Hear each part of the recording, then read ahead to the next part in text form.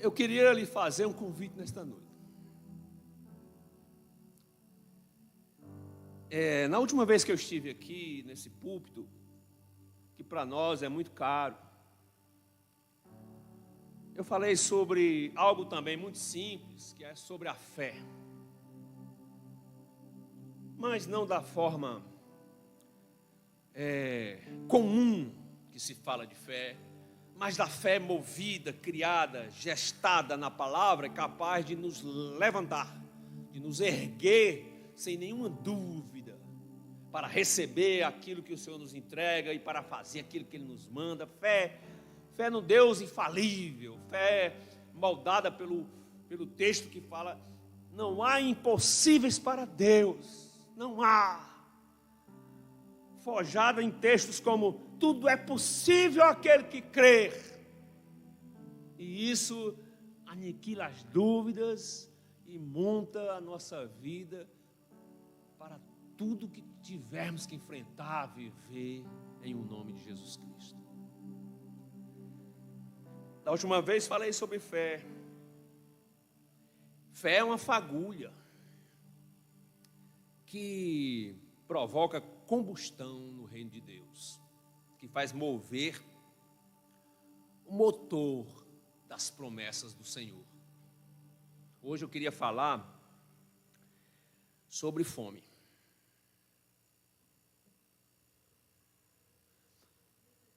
Mas é sobre fome de Deus. Fome da presença de Deus. E eu espero em Cristo Jesus que, enquanto eu falar sobre essa fome, o Espírito Santo esteja tocando em você, em mim, para arrancar os muros, abrir as portas e permitir a cada um fome. Fome de Deus. Eu queria lhe convidar para a gente ir a Daniel. Daniel, capítulo 2, venha comigo, por favor. Daniel 2, eu vou ler do 20 ao 22, junto com vocês.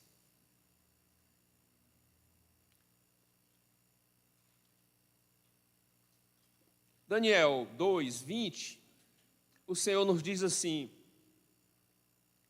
falou Daniel e disse: seja bendito o nome de Deus para todos sempre, porque dele é a sabedoria e a força. Ele é quem muda os tempos e as horas. Ele remove os reis e estabelece os reis. Ele dá sabedoria aos sábios e ciência aos inteligentes. Ele é quem revela o profundo e o escondido, e conhece o que está em trevas, e com ele, somente com ele, mora a luz. Eu queria falar sobre fome espiritual a partir dessa experiência de Daniel. Daniel, ele estava em aperto. Ele precisava, falamos disso há pouco tempo, mas eu relembro hoje. Ele precisava revelar o sonho e a interpretação do sonho do rei Nabucodonosor, sob pena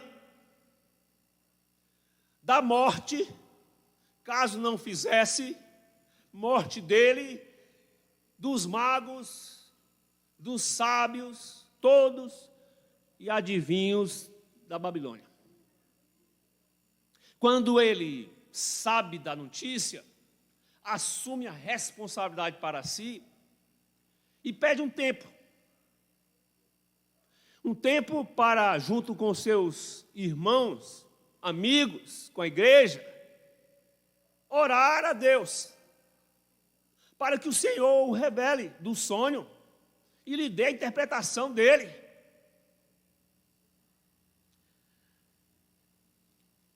E aí, acontece algo que eu chamo o fator Daniel 2,17, que eu queria deixar para você. Que diz assim, depois que sabe do desafio, no 17 está escrito assim: então Daniel foi para a sua casa, medite nisso, ele foi para a sua casa, e fez saber o caso a Ananias, a Misael e a Azarias, seus companheiros, para que pedissem misericórdia ao Deus dos céus sobre este segredo, a fim de que Daniel e seus companheiros não perecessem com o resto dos sábios da Babilônia. Aqui há motivação, propósito, vontade de ser usado por Deus e descobrir a vontade de Deus para aquele momento. Daniel aqui descobre que Deus se apresenta, que Deus visita, que Deus socorre, que Deus providencia, que Deus vem de encontro à necessidade deles, que Deus muda a sorte, que Deus cura, que Deus nos faz vencer, que Deus nos levanta, que Deus não se nega, que Deus está pronto, que Deus reage, que Deus invade o impossível. E é por isso que, nos versos que eu li, Daniel, cheio de algo novo em sua vida. Eu digo algo novo, um sentimento novo, uma descoberta de Deus que saiu da letra, do rolo das Escrituras, e Deus lhe visitou em sonho e lhe disse: foi assim que o rei sonhou. Aí ele diz: então, seja bendito o nome desse Deus para sempre. E ele fala para os seus companheiros em testemunho: foi Ele que nos mostrou, é dele a ciência e a sabedoria, é Ele, e eu queria trazer para o nosso instante mais precisamente essa palavra, é Ele que muda os tempos, é Ele que muda as horas, é Ele que remove e põe os reis, é Ele que dá sabedoria aos sábios, e é Ele que dá ciência aos inteligentes. Eu gosto muito de uma versão, queria capturá-la para esse momento, que diz assim: é Deus, é o Senhor, quem muda o tempo e as estações. Eu queria falar um pouco dessa necessidade de se entender que as estações e os tempos mudam. E não dá para se viver do mesmo jeito sempre. E que a gente precisa, a cada estação conquistada, a gente se aproximar mais, se envolver mais, se fortalecer mais, topar os desafios de forma mais voluntária, mais destemida, mais corajosa. Lembro de Deus falando para Ezequiel: filho do homem, põe-te em pé e eu vou te dar uma nova estação, eu falarei contigo. Escute,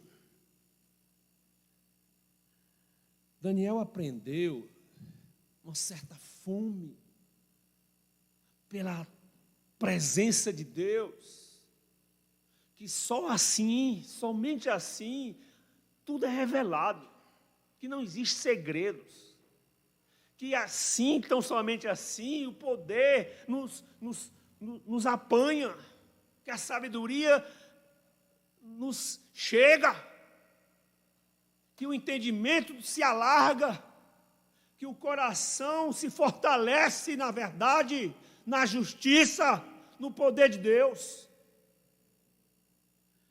Escute, há um clamor, nós precisamos perceber isso, pastor Timóteo. Há um clamor para uma nova estação. Eu sei que a gente tem uma mania boba de se agarrar com aquilo que já tem, com aquilo que já conquistou, posições, descobertas, conquistas, prêmios. Mas uma nova estação propõe que a gente se desembarace. Há um clamor por mudança para o mundo, para a igreja. A igreja vai ter que mudar tudo. A liturgia vai ter que mudar, o ofício, o sacerdócio. Há um clamor por mudança de cada um. Há um desenterrar de talentos acontecendo. Há um poço novo sendo cavado. O primeiro inimigo veio, enterrou. O segundo, não é Isaac. O segundo inimigo enterrou, o outro também, mas chega uma vez que o Senhor diz, cava o poço de novo, o poço da perseverança, o poço da fé, da obediência, cava onde parece que não tem jeito, onde as coisas parecem não estar acontecendo, onde parece não ter água, cava aí! E aí vem o poço da libertação, o poço que o inimigo não consegue entupir. O poço que escondia o teu ministério, que escondia a tua cura, o poço que detém a mudança, a guinada, a virada de mesa, para uma geração inteira e para ti, para você também. Há um clamor por aí. Nós estamos num limiar de uma grande virada, creia nisso. O Espírito Santo está preparando pessoas, corações, mensagens. Prepare-se para isso. Prepare-se para aquela carreira, para aquela corrida santa em busca de algo que o Senhor diz, vem para cá agora. Muda de lugar, muda de posição, muda de mentalidade, muda de postura, muda de atitudes, muda. Não é só por mudar, não é só por capricho. Muda para conquistar, muda para crescer, muda para avançar, muda para tomar uma posição nova nesse exército que o Senhor está regimentando, nas fileiras celestiais.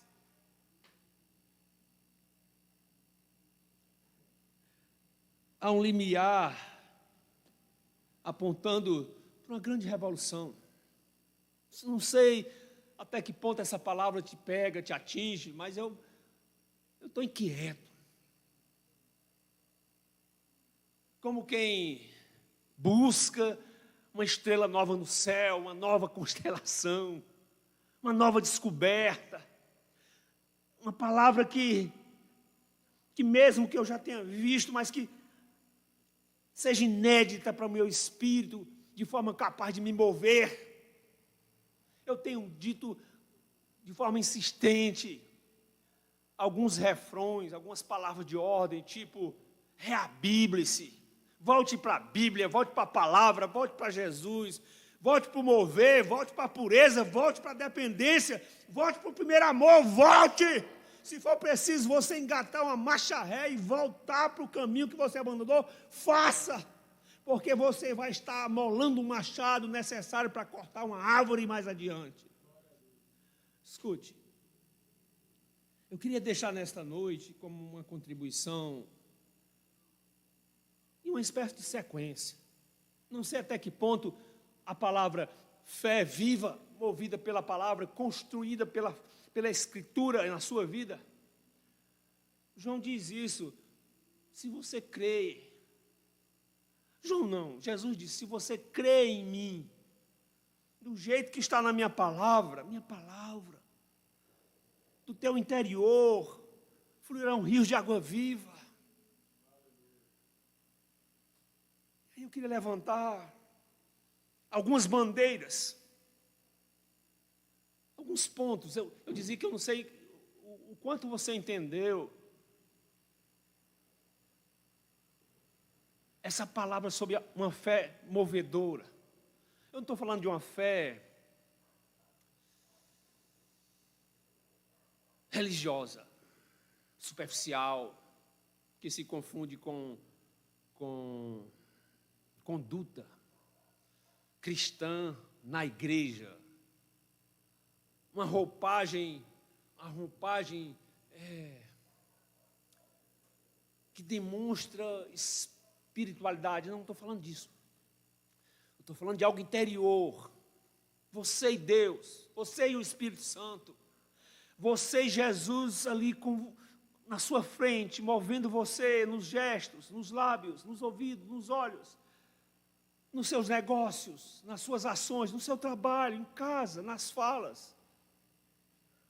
O senso de ter que ir em frente quando acertamos o caminho, o senso de voltar atrás, arrependendo-se do caminho mau, o senso que honra o Senhor, que revela a sua glória em você mesmo, a glória de Deus, a sua glória, a glória do Senhor na sua vida.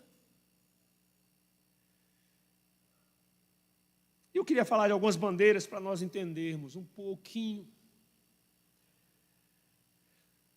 que o Senhor é Ele que muda o tempo, as estações, as coisas de lugar. O Senhor muda os governos. O mundo está cheio de governos.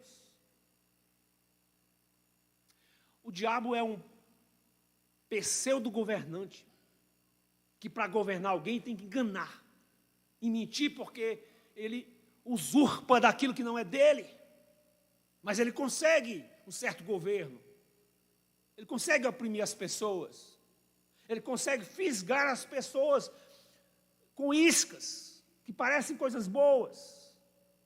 Parecem caminhos bons, mas que são verdadeiros abismos. Iscas que são lançadas. Homens que caem, que são fisgados.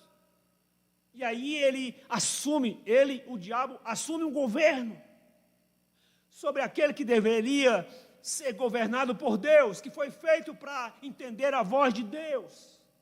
O único que pode decodificar, o homem pode decodificar a vontade de Deus aqui na terra. Ele pode entender o enigma. Ele pode ter o sonho revelado. Agora o sonho não é mais do rei, é o sonho do Rei dos Reis, do Senhor dos Senhores.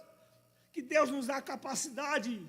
Você se alegre aí onde você está, porque Deus nos dá a capacidade de entender a vontade de Deus. Eu descobri, Senhor, a Tua vontade para a minha vida, e eu vou com tudo.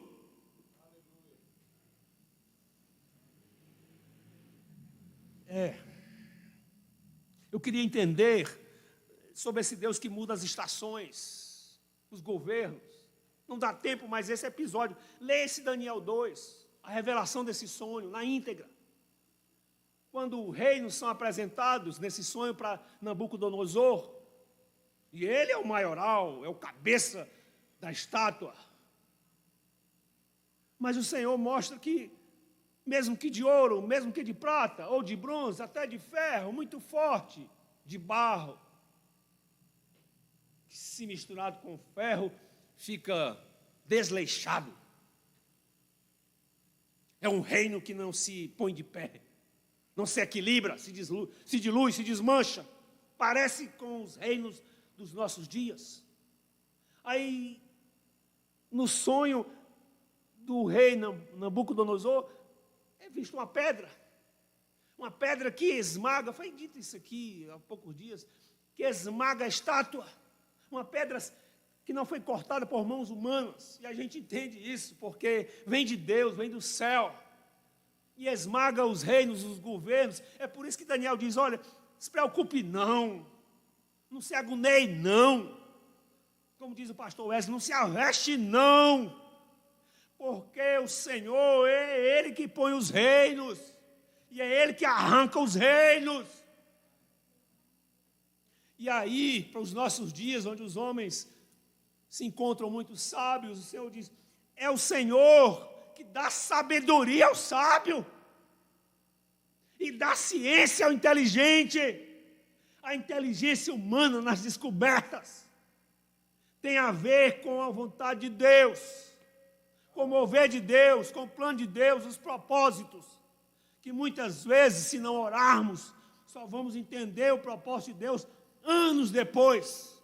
O que eu estou dizendo é que Daniel nos ensina que se a nossa alma se angustiar, se a nossa alma voltar a ter fome de Deus, ter fome da presença de Deus, nós não seremos surpreendidos por nada neste mundo, porque o Senhor revela, porque o Senhor mostra. Ei, Ananias, Misael, Azarias, o nosso Deus é Deus que revela, aleluia. E aí, Deus mostra e antecipa os fatos, para quê? Para acalmar a nossa alma, para dar coragem ao nosso coração e habilidade às nossas mãos para fazer o que tem que ser feito. Escute, lá vai a primeira bandeirinha. São muitas, eu relacionei muitas, mas eu sei que não dá tempo tudo, e aí a gente vai distribuindo nas mensagens. Venha comigo, vamos caminhar nesta rua, fazer esse passeio. Então a primeira bandeira que eu quero levantar é essa. Quando o desejo de alcançar a presença de Deus, que eu estou chamando nesta noite de fome de Deus, fome da presença de Deus, fome da glória de Deus. Eu não sei se você que está me ouvindo e me vendo, quando eu menciono essas coisas, você já sabe o que eu estou falando, fome de Deus, sede de Deus, que você já provou o resultado desta busca, deste envolvimento, deste encontro, e que foi tirado, foi roubado desse lugar. Ou se você não entende ainda, está chegando agora, mas eu estou tentando desnudar esta verdade, para que você entenda a possibilidade, a condição, o favor de Deus, para que se volte a esta vontade, volte a essa busca, volte a este mover, volte a esse destemor, volte a esse ímpeto da presença de Deus. Então eu digo que quando esse desejo de ser alcançado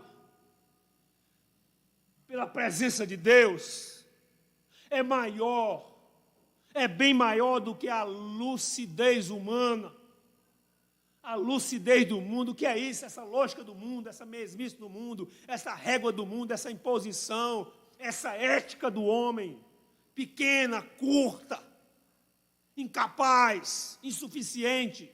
Quando a nossa vontade de buscar o Senhor e ter um encontro é maior do que a reputação, o cuidado com a reputação, o que é que vão dizer de mim, isso é loucura, isso causa vergonha, inibição. Quando a vontade é maior do que o medo, Deus se apresenta, Deus se revela e Deus responde ao clamor e à fome da alma. Eu estou dizendo isso de forma demorada para me desafiar, e para desafiar os que estão aqui, e para desafiar os que estão aí também.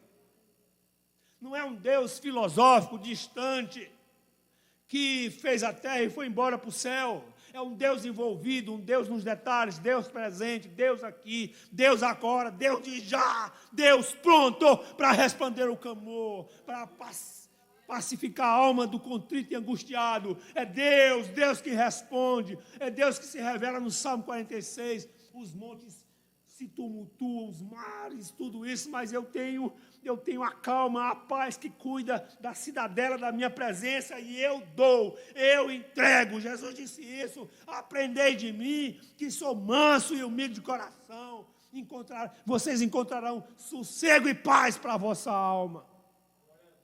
Meu Deus, eu queria falar alguma coisa que você entendesse nesta noite.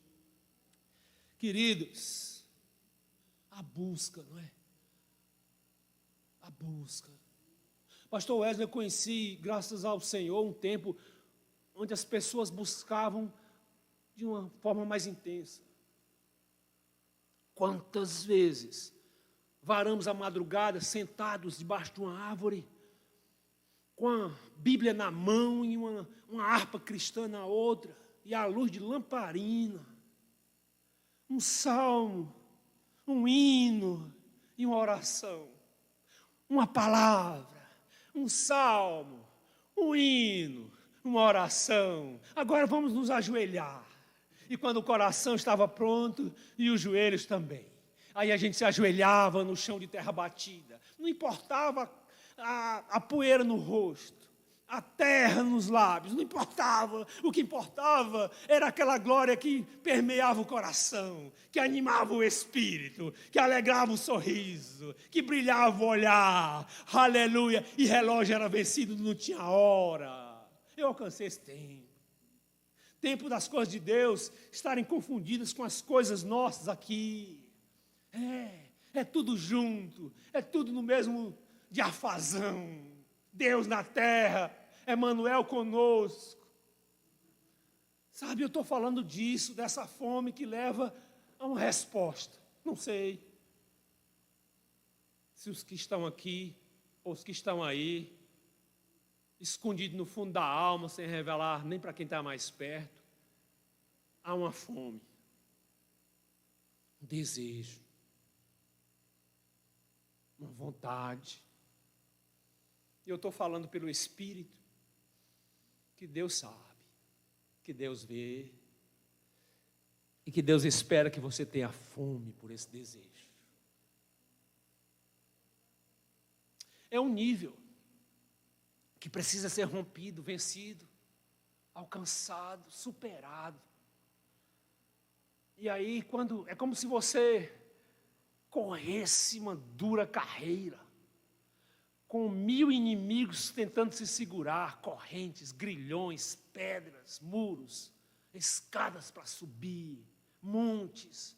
Mas de repente você chegasse diante de uma porta, e você abrisse essa porta, e lá o discurso tão diferente, tudo em paz, tudo tão claro, tudo tão forte, tudo tão pleno, tudo tão satisfatório, maravilhoso, um esplendor, um encontro possível aqui. Daniel sabe disso. É isso que ele estava tentando dizer para os seus pares, para os seus amigos. Gente, o nosso Deus está mais perto do que a gente pensa.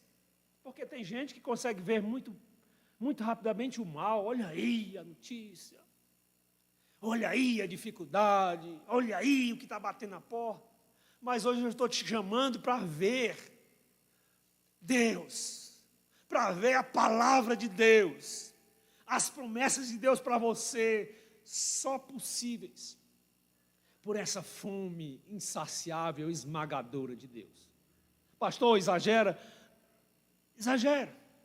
Porque para vir do céu para a terra, tem que ter um exagero.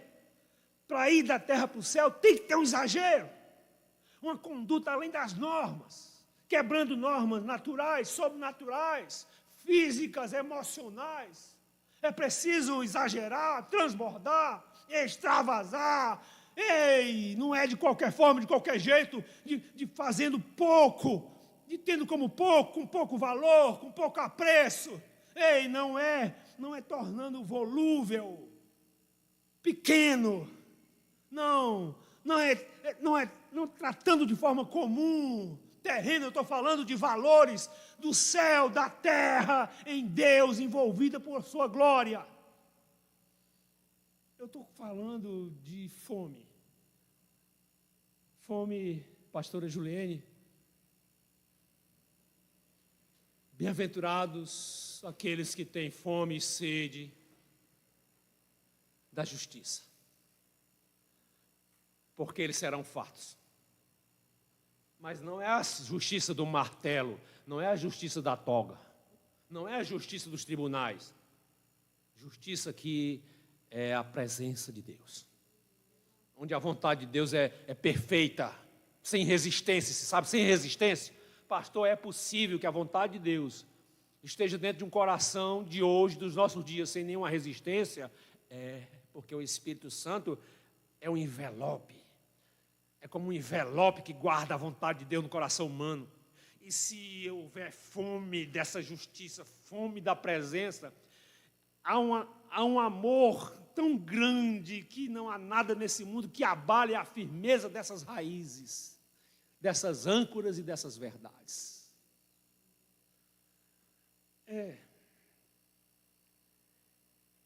Escute, eu estou falando de gente que ora até passar do ponto. Quando eu digo passar do ponto, é do ponto estabelecido pelo conhecimento, pela prática, pela imposição do horário. Orar até passar da conta. Experimente isso, orar até passar da conta. Porque a oração, ela é um passo para matar essa fome. A oração é engraçado, porque é uma posição que o homem não está preparado para ela. Porque é uma posição, o homem está preparado para a exaltação, para o aplauso e para o reconhecimento.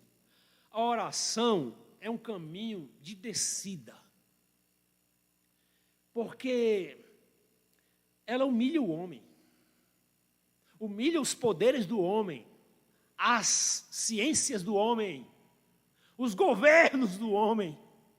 A oração é um brado de dependência, de carência, de necessidade, é um grito de fome. Deus, eu preciso de Ti, aleluia. Senhor, mas eu preciso de verdade. Eu preciso até me mover, até eu tremer, até eu mudar, ser sacudido, terremoto dentro da alma.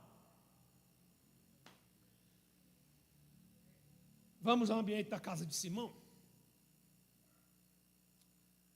Eu estou falando de uma oração que passa do que passa do ponto, e uma fome que é mais do que fome. O pastor Timóteo é um médico, ao Senhor toda a honra e toda a glória por isso. Alguns entendidos dizem que a fome, ela tem estágios. Escute isso.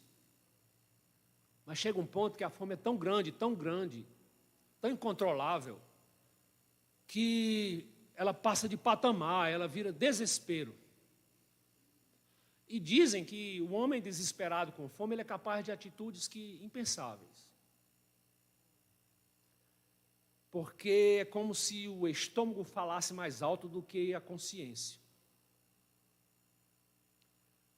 Eu estou falando dessa fome incontrolável, esmagadora, desesperadora. Mas eu estou falando dessa fome espiritual por Deus. Um Deus que a gente tem escondido dentro de uma cortina, de trás de uma cortina superficial. E aí a gente vive experiências cá fora que são medíocres, menores. E aí, para que as pessoas não saibam, arranja-se desculpa. Ou então finge-se que está tudo bem.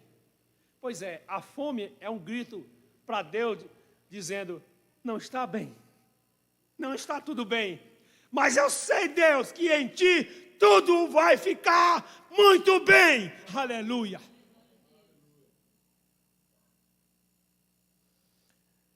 Paulo, eu disse que a oração causa vergonha porque o homem se abate e se humilha para dizer assim: não mais eu, mas Cristo vive em mim. E Paulo disse também que ele não se envergonhava do Evangelho, porque para ele o Evangelho é o poder de Deus para todo aquele que crê. E eu disse que quando a vontade é maior do que a sensatez, a lucidez desse mundo, onde se guarda as vergonhas e os medos, quando a vontade é maior, não há barreira que impeça um filho de Deus ter um encontro com Ele, seu Pai e Senhor. Eu estou falando de uma volta, uma mudança de estação para uma fome espiritual que nos leva não a uma declaração, uma retórica, dizer por dizer, mas uma fome que nos leve a jejuns, a orações, a entregas, a lágrimas, a gritos. Agora eu entendo por que Bartimeu gritou tão alto. É porque Deus estava querendo mudar a estação dele. Agora eu entendo. Porque volto agora lembrando a casa de Simão naquele jantar, naquela ceia, onde tudo estava pronto para prestar um culto normal. E de repente as portas se abrem e adentra naquele recinto uma mulher que não conversa com ninguém e que só conversa com o Senhor. E se agarra aos seus pés, e se desfaz em lágrimas, e abraça, e adora, e enfim, pratica um encontro, um grito, porque parece que a fome aguça o paladar. Jesus disse isso para Simão: Simão, não ignore isso que ela está fazendo não, porque quanto maior o perdão, maior a gratidão. Não se admire você vendo alguém usado por Deus ao seu julgamento em uma proporção maior. Não olhe para o que está acontecendo no dia, não. Olhe para o que aconteceu antes e a capacidade dessa pessoa de seguir o chamado de Deus. O que é que essa pessoa faz para que Deus se deixe encontrar por ela? Se eu pudesse resumir essa pregação de hoje, era: volte a ter fome de Deus. A gente tem fome dos anéis, dos títulos, dos bens, dos ouros, das pratas. Pedro disse assim: eu vou especular. Pedro deve ter dito assim: eu já tive ouro e prata, mas agora não tenho mais nem ouro nem prata. Especulo de novo, mas eu tenho algo mais precioso.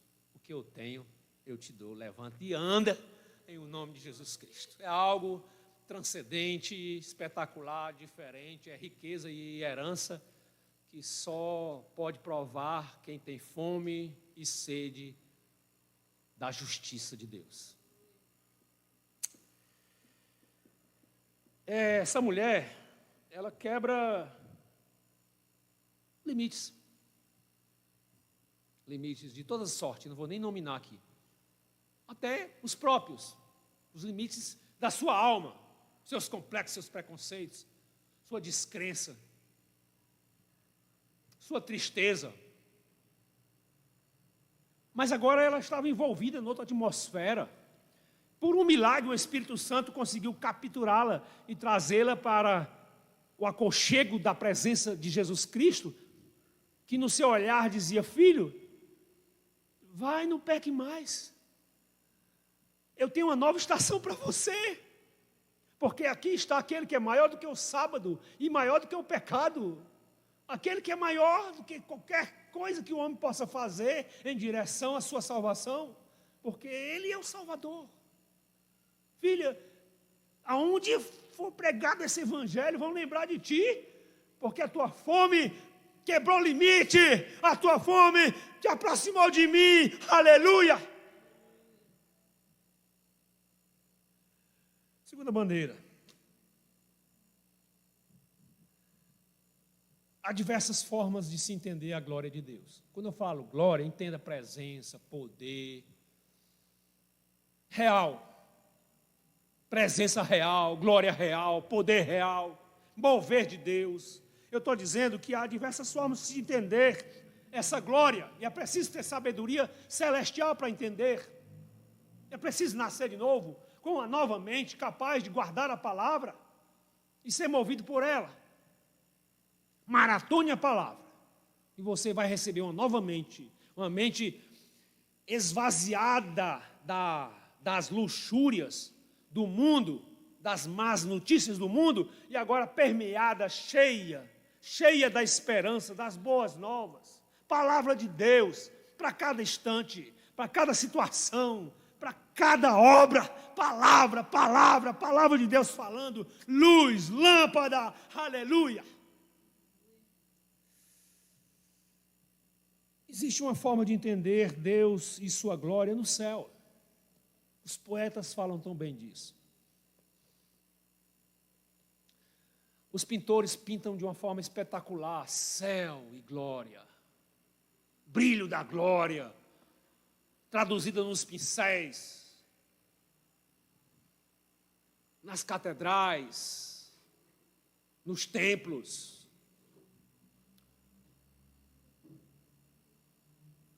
Isaías teve essa experiência de ver a glória de Deus no céu.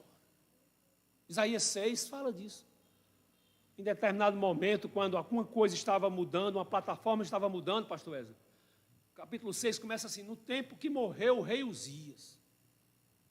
Era um ciclo novo para acontecer, e tinha que acontecer através de alguém. Deus precisa, aprove a Deus, precisar de cada um de nós para mudar as plataformas, estações e os ciclos da vida. E aí Deus usou Isaías. E para que ele fosse alcançado, ele demonstra essa fome, ele reconhece onde mora, quem é, mas isso não foi suficiente para abafar a fome de Deus, e ele busca.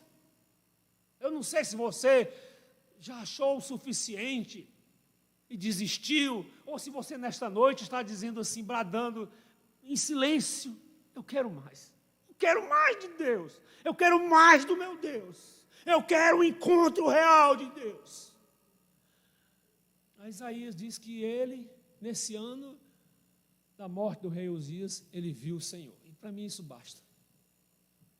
Ele conseguiu ver o Senhor com os mesmos olhos que antes não via. Então algo foi quebrado. Um limite foi rompido. Uma distância foi encurtada. Eu vi o Senhor. E aí a glória de Deus se manifesta no ambiente celestial, bem, para ele ver. O Senhor no seu trono. Ei, quando você estiver bem agoniado, bem fustigado, você peça ao Senhor: Senhor, me mostra o que Isaías viu. O que é que ele viu? Tem uma música que diz assim: o que é que os anjos veem, né? Que se prostam. Oh, Deus. Isaías viu, não foi o anjo, não, foi Isaías que viu. E se prostrou. Ai de mim.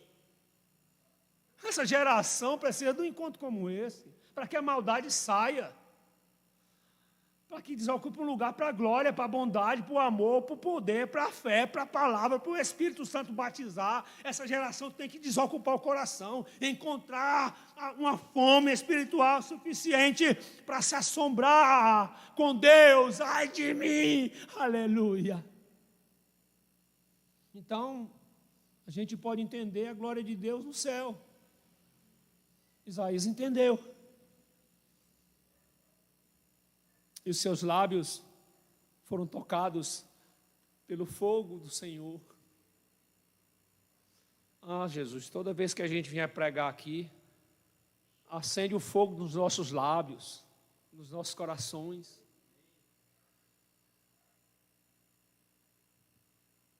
Mas a boca fala do que o coração está cheio. Se o coração estiver aquecido,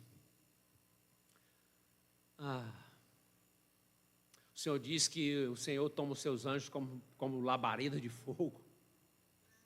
Aleluia. Quando eu ia chegando aqui para pregar, a Alicinha disse assim: pastor, pregue com fogo, porque hoje está tão frio, foi tanta chuva. Eu entendi. Pregue com fogo, porque o Senhor é fogo consumidor. Eu estou sentindo um ambiente de santidade aqui, pastor, acredita? Fome de Deus.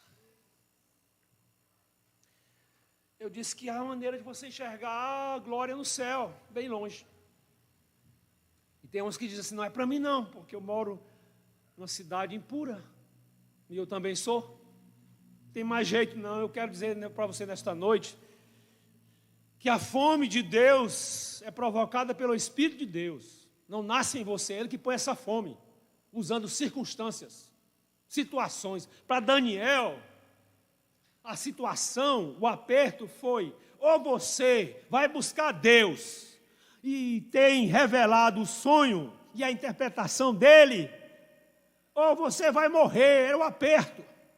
O Espírito Santo é que vai gerar circunstância para que você tenha fome dele.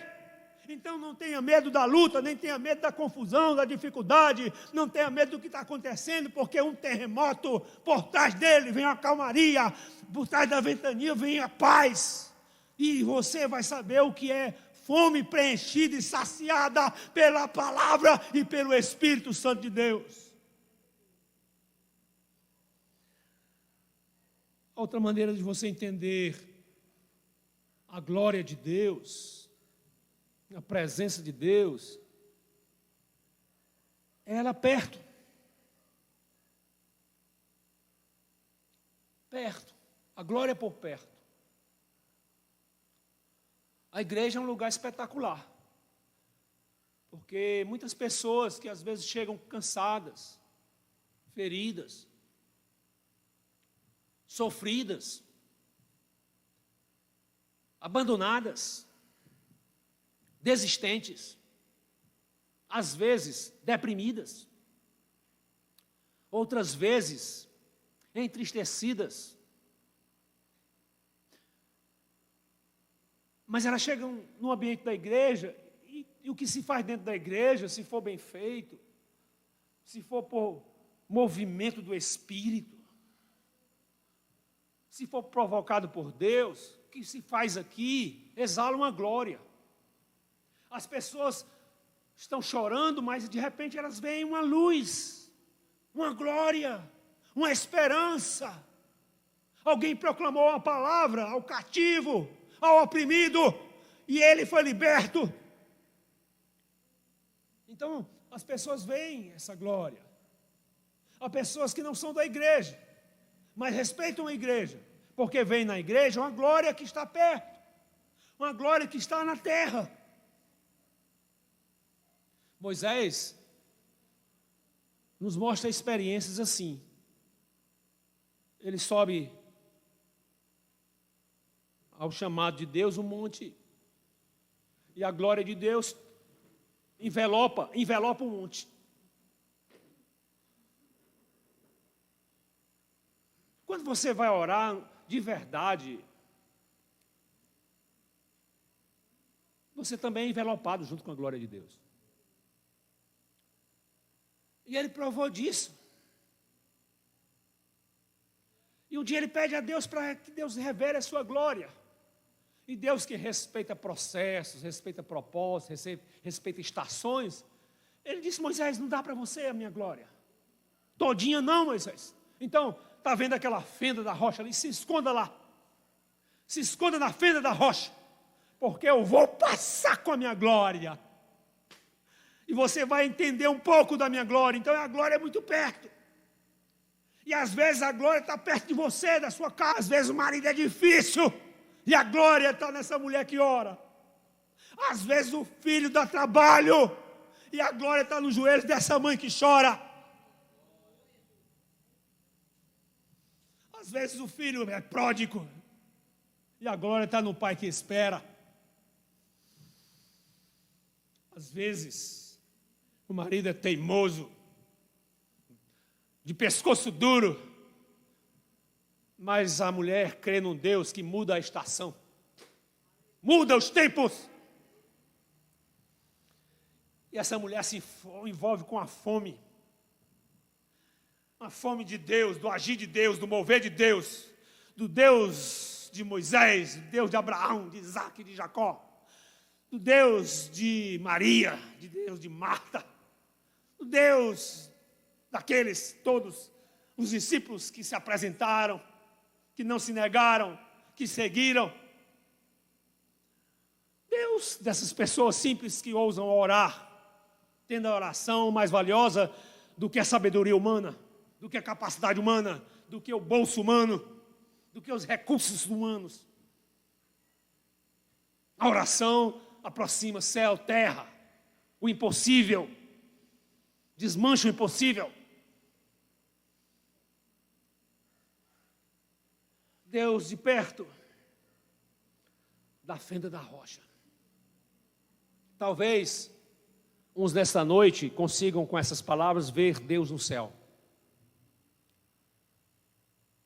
Outros, Deus está lhe expondo numa fenda da rocha e mostrando a sua glória. Ao faminto, ao necessitado, ao doente, ao carente, ao desesperado, ao indiferente, ao endurecido, ao decepcionado. Decepção endurece o coração. Ao desobediente, toda vez que alguém desobedece à voz de Deus, seu coração vai ficando um pouquinho mais duro.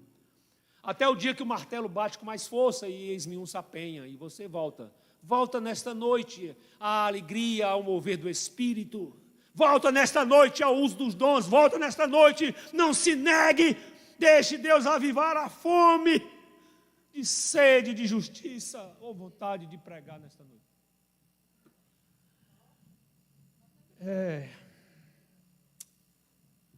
Por último, eu dizia que a maneira de você entender a glória de Deus, não só no céu, nem só por perto, mas usando um termo bem atual, Deus on. Deus na gente. A glória está aqui dentro. A minha oração, queridos, eu pagaria um preço altíssimo para que essa glória também estivesse aí na sua vida. Se você estivesse sentindo de verdade. Deus consumindo a gente. A presença de Deus superando a nossa semelhança com o mundo. Deus na gente. Vou repetir, Paulo. Se preocupe comigo não, e eu não me preocupo com nada, porque agora não mais eu vivo, mas Cristo vive em mim, é isso. É Deus habitando na gente, é coração humano habitado por Deus, pasmem, o coração humano liberto e habitado por Deus. As pessoas olham para aquele que está habitado por Deus e veem a glória de Deus. Um dia, Jesus perguntou, o que é que vocês viram em João Batista? E diz uma expressão tão linda, ele diz, ele é só um caniço agitado pelo vento. Não há uma resposta do que viram em João Batista. Mas a gente sabe entre linhas, que no deserto, no rude deserto, lembra da música? Que Deus abre um caminho no deserto. João Batista estava no lugar improvável, rude, áspero, mas ele tinha fome, ao tal ponto de mudar a sua vida, em ter presença de Deus, poder de Deus, como mais valiosos do que a sua própria vida. O que as pessoas viam em João Batista? Viam nele um caniço agitado pelo vento, viam nele a glória de Deus, a presença de Deus. Volto a lembrar dos nossos dias de irmã Zilda. Lugar simples, cheio de amor, mas muito simples. Não tinha mármore, não tinha nenhum recurso das grandes igrejas. Não tinha iluminação a LED, era lamparina. Não tinha um palco de granito, de mármore, era chão de terra batida. Não tinha uma poltrona acolchoada, eram troncos de carnaúba. A irmã Zilda não tinha uma cadeira alta, posta num pedestal. Ela tinha uma cadeirinha de plástico que ficava sentada.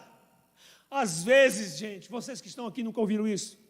Meia-noite a gente orando com a irmã Zilda e ela não tinha almoçado ainda. Eu ficava perguntando, o que é isso? Por que não faz falta? E hoje aqui nessa palavra de Daniel eu descobri porque ela tinha fome. Muita fome da presença de Deus. Quando o coração fala mais alto. E quanto mais você sente presença, cheiro, perfume, mais você quer estar.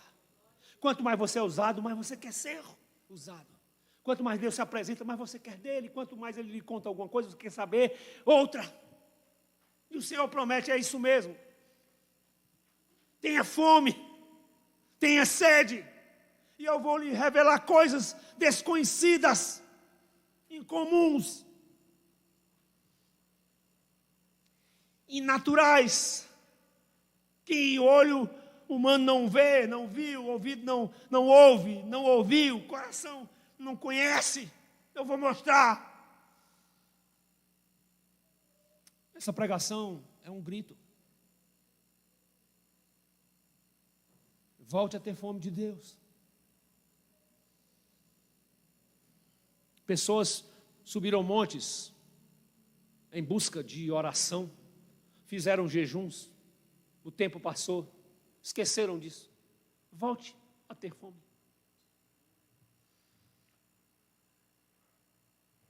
Deus on, Deus aqui, Deus agora. Link sem interrupção, sem falha. Linkados em Deus.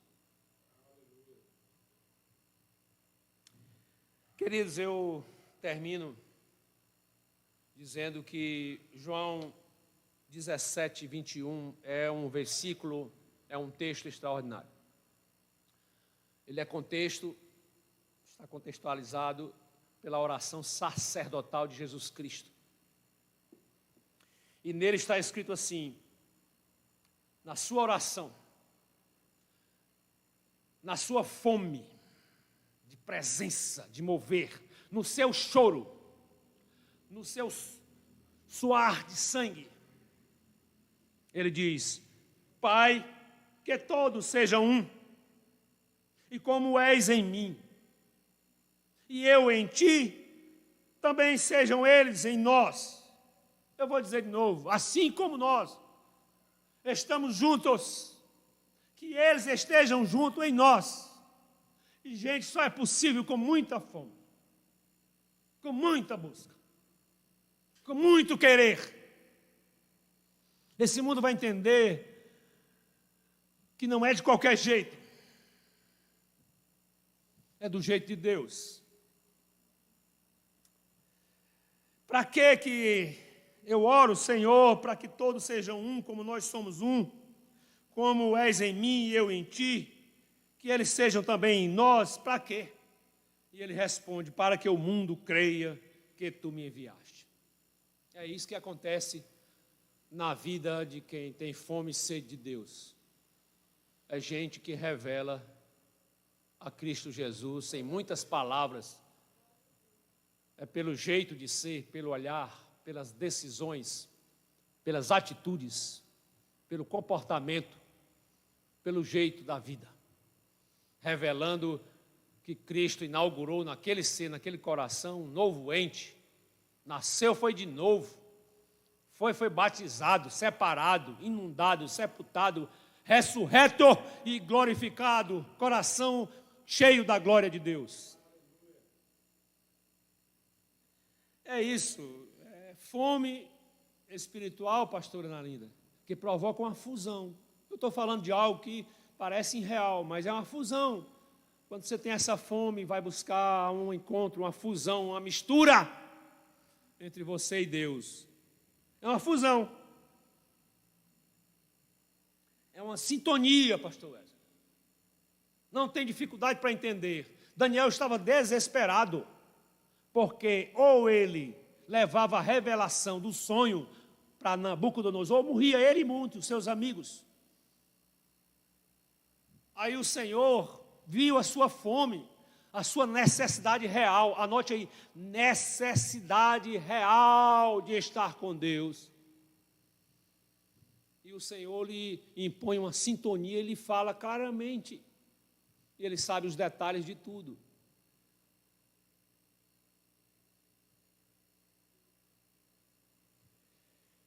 É engraçada a vida de Daniel, porque eu acho que é em Daniel 9, deixa eu verificar aqui, Daniel 9, a oração de Daniel. Escuta essa aí, eu acho que eu vou terminar por aqui. Daniel 9, eu vou ler aqui para você, diz assim: no primeiro ano de Dário, filho de Assuero, da nação dos Medos, o qual foi constituído rei sobre o reino dos caldeus, no ano primeiro do seu reinado, eu, Daniel, entendi pelos livros que o número de anos de que falou o Senhor ao profeta Jeremias, em que haviam de acabar as assolações de Jerusalém, era de 70 anos. E eu dirigi o meu rosto ao Senhor Deus para o buscar com oração, e rogos, e jejum, e pano de saco e cinza. Isso aqui é mesmo que diz assim, ele buscou com fome. E escuta aqui, havia uma promessa. Se você ler Jeremias, capítulo 25, está lá uma promessa que o exílio babilônico duraria 70 anos. Aí Daniel lendo profeta. Interessante isso, né? Num mundo egoísta, ensimesmado como o nosso, que ninguém confia no ministério do outro, o profeta Daniel lendo o profeta Jeremias. Que lindo, hein? Dando valor ao ministério do outro. Aí ele descobre que a profecia é para 70 anos e que está cumprido. Então ele diz, Senhor, o que é que está faltando para se cumprir essa profecia? Aí Deus não tem aqui escrito, mas eu percebo, especulo, que Deus deve estar dizendo, eu preciso de alguém com fome e sede, capaz de ser agente dessa mudança de estação. Chegou a hora da redenção de Israel ser livre e voltar. Ei, igreja, o Senhor está mudando a nossa estação, a sua estação. Aleluia. Ele só precisa de alguém que se ponha na brecha. Com fome, com sede, de justiça, da sua vontade e da sua presença. Tá bom?